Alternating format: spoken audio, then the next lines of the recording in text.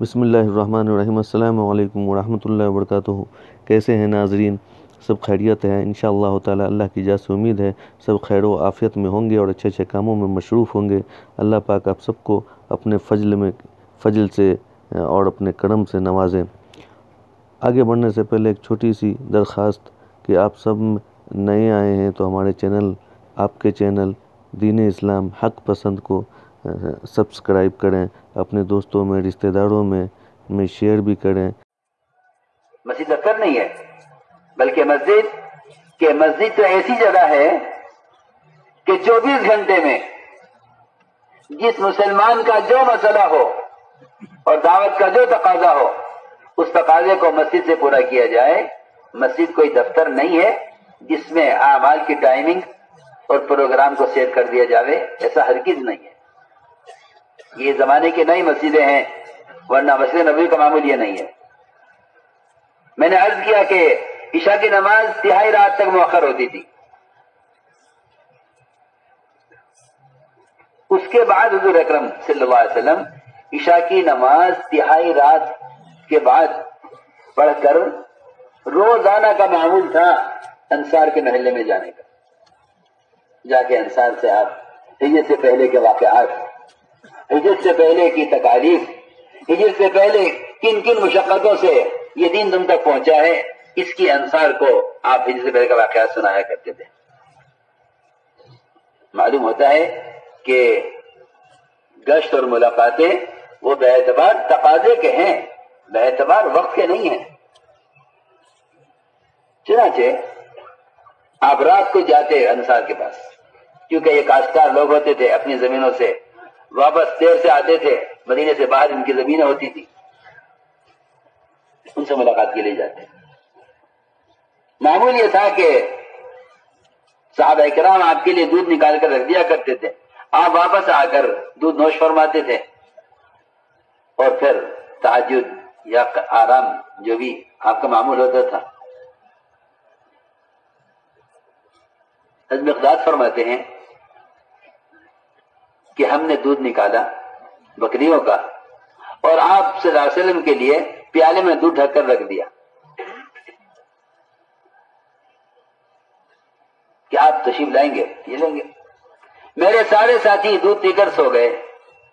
مجھے خیال آیا کہ حضور اکرم صلی اللہ علیہ وسلم تو انصار میں گئے ہوئے ہیں اور انصار آپ کو کچھ کھلائے بغیر واپس نہیں کریں گے، یقین آپ کا اکرام کریں گے، لہذا یہ تھوڑا سا دودھ ہے میں پی لوں۔ حضرت مقداد فرماتے ہیں کہ میں نے وہ دودھ کا گھونٹ پی لیا۔ شیطان نے مجھے تیار کیا اس کے لیے کہ مقداد پی لے، اس کو پی لے، کہ شیطان نے مجھے تیار کیا اور میں اس کے کہنے پر دودھ پی گیا۔ پھر شیطان نے مجھے ملامت کی کہ حضور اکرم صلی اللہ علیہ وسلم تشریف لائیں گے اور پیالے میں دودھ نہیں ہوگا، آپ دودھ دیکھیں گے نہیں ہے، آپ دعا کریں گے تو ہلاک ہوگا۔ میرے ساتھی تو سو گئے دودھ پی کر اور میں اس خوف میں جاگتا رہا کہ آپ آتے میرے لیے دعا کریں گے، میں ہلاک ہو جاؤں گا۔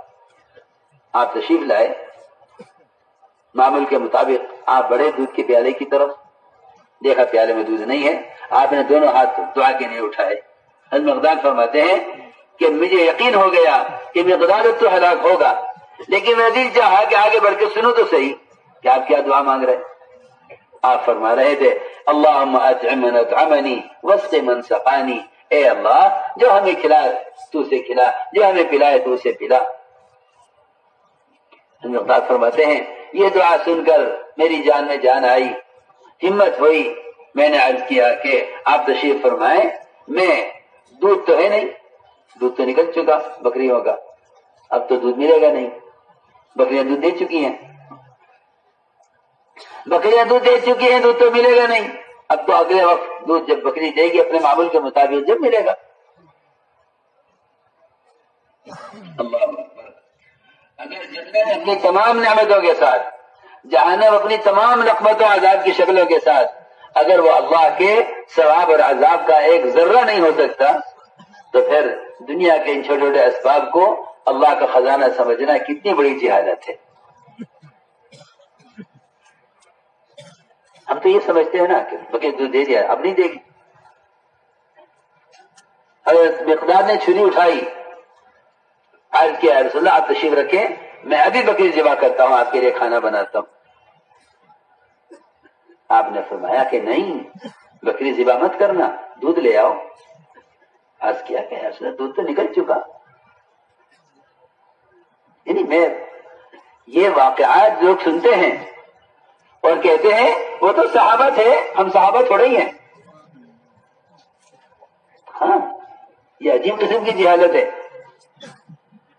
وہ تو صحابہ تھے، ہم تو صحابہ نہیں ہیں۔ ارے حضور اکرم صلی اللہ علیہ وسلم اعمال پر جو کرا کر گئے ہیں وہ صحابہ کے لیے نہیں، اپنے لیے نہیں، قیامت تک آنے والی پوری امت کے ہر فرد کے لیے کر کے گئے۔ لیکن وہی بات ہے کہ اسباب کی بیڑیوں نے اعمال کی طرف چلنے سے روکا ہوا ہے، اور اسباب کی بیڑیوں نے اللہ کی ذات کے ساتھ گمان کو بگاڑا ہوا ہے۔ اس لیے کہ جو سو پر یقین رکھے گا وہ اللہ سے بدگمان رہے گا، اللہ سے بدگمان رہے گا۔ اس لیے کہ دو چیزیں ایسی ہیں کہ ان سے امیدیں ایک دل میں جمع نہیں ہو سکتی، اسباب اور اللہ کی ذات۔ ان دونوں سے امید ایک دل میں جمع نہیں ہو سکتی، یا سبب سے امید ہوگی یا امید صرف اللہ کی ذات سے ہوگی۔ اور یہ بات یاد رکھو کہ اللہ کی ذات عالی سے امید کرنے میں وہی سچا ہے جو عمل کو سبب پر مقدم کرے۔ ہم نے عرض کیا کہ مقداد کا یہ کہنا ہے کہ یا رسول اللہ دودھ تو نکل چکا بکریوں کا۔ فرمایا دودھ اللہ دیں گے، جاؤ دیکھو۔ جا کر دیکھا تو ساری بکریاں دودھ کے تھنوں سے بھری ہوئی تھی، اتنا نہیں جتنا چاہیے، نہیں بلکہ ساری بکریاں دودھ کے تھنوں سے بھری ہوئی تھی۔ کوئی اگر یہ کہے کہ بھئی یہ تو معجزہ ہی ہے نبی کا، وہاں صاحب یہ فرماتے تھے کہ حضور اکرم صلی اللہ علیہ وسلم نے امت کو اعمال دیے تھے جن اعمال کے ذریعے نبی کے ہوتے ہوئے صحابی کی دعا پر اور صحابی کے ہوتے ہوئے تابعی کی دعا پر ظاہر کے خلاف ہوا ہے، تاکہ یہ سمجھ لے امت کہ بھئی بڑے ہیں تو چھوٹوں سے نہیں ہوگا، ان کے چھوٹے ہیں تو ان کے چھوٹوں سے نہیں ہوگا، بلکہ بڑوں کے ہوتے ہوئے چھوٹوں سے، ان کے چھوٹے کو ہوتے ہوئے ان کے چھوٹوں سے اللہ تعالی نے اپنے وعدے پورے کر کے دکھلائے ہیں۔ عمل کی قوت سمجھانے کے لیے مقداد رضی اللہ عنہ گئے، دودھ کا پیالہ بھر کر لائے۔ میں نے عرض کیا کہ اسباب سے ملنا ایک مرتبہ ہوگا وہ بھی غیر یقینی ہے، اعمال پر ملنا بار بار ہوگا اور یقینی ہے، اعمال پر ملنا بار بار ہوگا اور یقینی ہے۔ چنانچہ آپ دیکھیں گے ابوبکر صدیق رضی اللہ تعالی عنہ سفر ہجرت میں جب نکلے دودھ کی تلاش میں تو ایک مشرکہ عورت اپنا ریوڑ چلاتی ہوئی ملی، اس سے کہا ہمیں دودھ چاہیے۔ اس نے کہا میرے ریوڑ میں کوئی ایک بکری بھی دودھ دینے کے قابل نہیں ہے، ابھی کوئی بکری بیابن ہو ہی نہیں، کوئی بکری اس قابل نہیں جس سے آج تک دودھ دیا ہو، کوئی اب تک میرے ریوڑ میں کوئی بکری بیابن نہیں ہوئی۔ اس وقت صدیق نے کیا فرمایا؟ یہ نہیں فرمایا کہ جب کوئی بکری دودھ دینے کے قابل نہیں ہے تو چاہ تو اپنا کام کر، کہیں اور دیکھتا ہوں۔ ہاں، جب سبب نہیں ہے تو اللہ دیں گے کہاں سے؟ موسیٰ فرماتے تھے کہ اگر مسلمان اسباب کا بندہ بن کر رہا تو یہ غیروں کا بندہ بن کر رہے گا۔ سنو کیا کہہ رہا میں، اگر مسلمان اسباب کا بندہ بن کر رہا تو یہ غیروں کا بندہ بن کر رہے گا۔ بلکہ ایک صحابی کا قول ہے، فرماتے تھے کہ اگر مسلمان دنیا کا طالب بن گیا تو یہ غیروں کا غلام بن کر رہے گا، غیروں کا غلام بن کر رہے گا۔ جن کے ہاتھوں میں اسباب ہوں گے یہ ان کے آگے جا کر جھکیں گے۔ اتنی بس اعمال ہے، ہم عمل کی قوت پر ظاہر کے خلاف سب کچھ کروا سکتے ہیں، عمل کی قوت پر ظاہر کے خلاف سب کچھ کروا سکتے ہیں۔ ابوبکر رضی اللہ تعالیٰ یہ کہہ کر مڑ نہ گئے کہ بھئی یہ تیری ریوڑ میں کوئی بکری دودھ دینے والی نہیں ہے تو پھر کیسے ملے گا؟ کیوں؟ اس لیے کہ جو لوگ سمجھتے ہیں کہ دنیا ضابطہ ہے وہ دین کو پیچھے رکھتے ہیں. جو لوگ سمجھتے ہیں کہ نہیں دین ضابطہ ہے، اور واقعی دین ہی ضابطہ ہے، کائنات ضابطہ نہیں ہے اللہ کا. زمین سے غلہ اور دوا سے شفا اور دکان سے آمدنی اور ہتھیاروں سے حفاظت، یہ اللہ کا ضابطہ نہیں ہے. یہ اللہ کا ضابطہ نہیں ہے، اس لیے کہ ضابطے میں تبدیلی نہیں ہے، اور کائنات میں وہ تبدیلیاں ہیں. لا تبدیل خلق اللہ ذالک الدین القیم، کہ دین یہ ہے اللہ کا ضابطہ، اس میں کوئی تبدیلی نہیں ہوگی. کائنات کے نظام میں بہت تبدیلیاں ہیں. آپ سارا نظام اٹھا کر دیکھیں، بہت بڑی دکان لیے بیٹھا ہے، بڑا مال بھرے بیٹھا ہے، جا کے حال پوچھو گے تو اس دکان اور مال کی قیمت سے زیادہ قرضہ اس کے اوپر ہے. آپ دیکھ لو دنیا کا حال،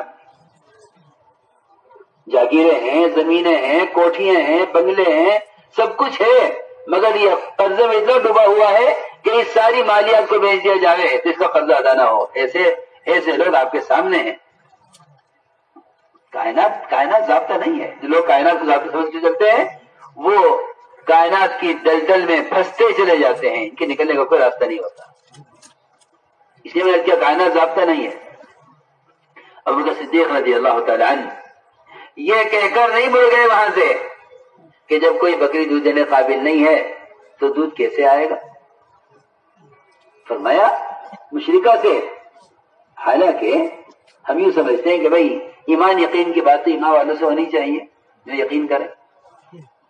حالانکہ بات اصل یہ ہے کہ جو کچھ ظاہر کے خلاف ہوا حضور اکرم صلی اللہ علیہ وسلم نے وہ غیروں کو بھی بتلایا. سنو، سفر معراج یہ ظاہر کے بالکل خلاف ہے، عقل سے بالکل خلاف ہے، اور یہ ایسا سفر تھا جس کی وجہ سے کمزور ایمان والے مرتد ہو گئے کہ ایسا نہیں ہو سکتا.